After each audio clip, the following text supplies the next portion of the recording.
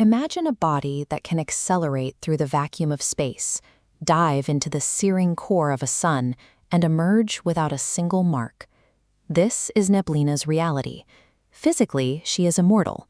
Psychologically, she is shattered, existing in a state of constant terror as she relives the sensation of being ripped into pieces. Her life on Earth is defined by surviving events that turned everyone around her to ash.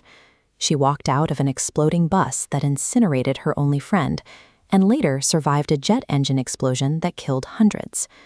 To Neblina, her invulnerability is a curse. It forces her to endure the agony of loss over and over again, leaving her isolated in a world where everything she touches eventually breaks. She possesses only one object from her infancy, a pastel baby blanket. Embroidered in the corner is a single word, Neblina.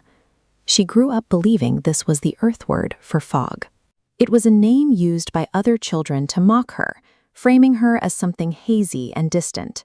This definition became her identity. She sees herself as a dark, cloudy force, a literal fog that obscures and destroys the lives of those she tries to love. Trapped by this earthbound translation, she remains convinced that she is a monster, unable to see past the trauma of her own survival. But that isolation ends when shadow robots, fueled by psychic energy, descend on the city. Neblina bravely chooses to step into the light, using her strength to shield a young boy named Odin. By acting as a protector, the self-imposed barrier between Neblina and the rest of the world begins to dissolve. Watching from the shadows are Artix and Joey, two travelers who have been tracking these machines across the stars. Joey monitors the energy signatures of the combatants and finds something impossible. Neblina's biological frequency is an exact match for his own. Her decision to save Odin inadvertently connects her with the only two beings in the galaxy who share her biology. To stop the invasion at its source, the group travels to the planet Rolla to confront the dark wizard, Zahn. Inside a vortex control room, Neblina finds herself in a high-speed battle.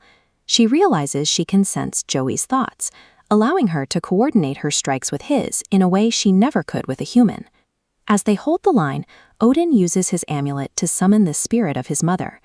This surge of magical energy overwhelms Zahn, forcing the wizard to retreat through a space-time rift.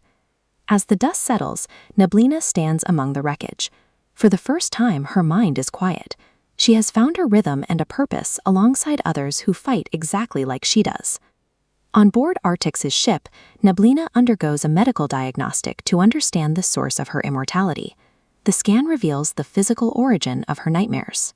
Her body was remembering the cellular trauma of a brutal abortion attempt she survived before she was even born. Her survival was guaranteed by her genetics. She's a rare hybrid of 4 species, making her indestructible in the womb. This specific signature is a complete match with the crew. Artix and Joey are the brothers she was never supposed to have. Her nightmares were the echo of her parents' attempt to discard her, a trauma that was only survivable because of the very biology that now makes her a god. Artix turns his attention to the baby blanket Neblina has carried for nearly a century, looking closely at the floral pattern. He explains that on their homeworld of Calcifern, the word Neblina has a very different meaning.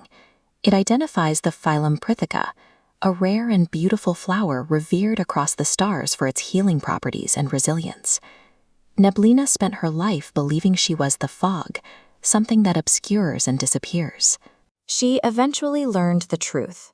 She is the flower that blooms even in the harshest vacuum, defined not by the darkness she escaped, but by the life she continues to protect.